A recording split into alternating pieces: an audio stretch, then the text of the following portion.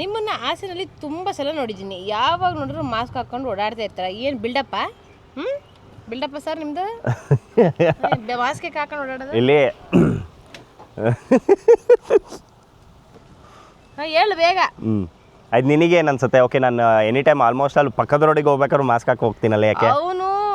ಅವನ ಸ್ಕಿನ್ನು ಅವ್ನ ಬಾಡಿ ಮೇಲೆ ಜಾಸ್ತಿ ಏನಂತ ಹೇಳ್ತಾರೆ, ಕನ್ಸರ್ನ್ ಕೊಡ್ತಾನೆ. ಏನಕ್ಕಂತಾನೆ ಅವ್ನು ಸ್ಲೀವ್ಲೆಸ್ ಫಸ್ಟ್ ಆಫ್ ಆಲ್ ಹಾಕೊಳ್ಳಲ್ಲ. ಏನಕ್ಕಂತ ಅಂದರೆ ಫುಲ್ಲು ಟ್ಯಾನ್ ಆಗುತ್ತೆ, ಬ್ಲ್ಯಾಕ್ ಆಗುತ್ತೆ ಅಂತ ಹೇಳ್ಬಿಟ್ಟು ಅವ್ನು ಹಾಕೊಳ್ಳಲ್ಲ. ಸೊ ಫೇಸ್ ಕವರ್ ಮಾಡ್ಕೊಳ್ಳೋದೇ ಅವನು ಬಿಸಿಲು ಅಂತ. ಅವನು ಬಿಲ್ಡಪ್ಗೆ ಏನಲ್ಲ, ಬಿಸಿಲು ಅಂತ ಕವರ್ ಮಾಡ್ಕೊಳ್ಳೋದು. ಇದು ಸುಳ್ಳು. ಈಗ ನಾನು ಹೇಳ್ತೀನಿ ಕೇಳಿ. ನೋಡಿ, ನಾನು ಅಕಸ್ಮಾತಾಗಿ ಈಗ ಮಾಸ್ಕ್ ಹಾಕೊಳ್ಳದೆ ರೋಡಿಗೆ ಹೋದ್ರೆ ಎಲ್ಲ ಮುತ್ತಾಕಬಿಡ್ತಾರೆ ಜನರು. ಓ ಸೆಲ್ಫಿ ಅಂತ ಹೇಳ್ತಾರಂತ ಅನ್ಕೊಳ್ಳೋದು ತಲೆಲೂ ಇಲ್ಲ ಅದು. ಮತ್ತು ಇನ್ನೊಂದು ಏನಂದ್ರೆ ಅವ್ರ ಆ್ಯಟಿಟ್ಯೂಡ್ ಏನೋ ಬಿಲ್ಡಪ್. ಸದ್ಯವಾಗ್ಲೂ ಆ ಥರ ಇಲ್ಲ.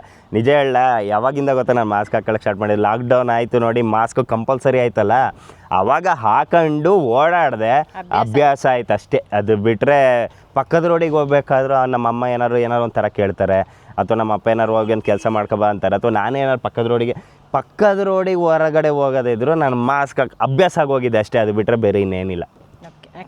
No buildups. ಈ ಥರ ನೀವು ಕೇಳಿರೋ ಸಿಕ್ಕಾಪಟ್ಟೆ ಕ್ವಶನ್ಸ್ಗಳಿಗೆ ನಾವು ಆನ್ಸರ್ ಮಾಡಿ ನನ್ನ ಸಾಮ್ರಾಟ್ ಶೆಟ್ಟಿ ಯೂಟ್ಯೂಬ್ ಚಾನಲಲ್ಲಿ ಅಪ್ಲೋಡ್ ಆಗಿದೆ. ಇವಾಗಲೇ ಹೋಗಿ ನೋಡಿ.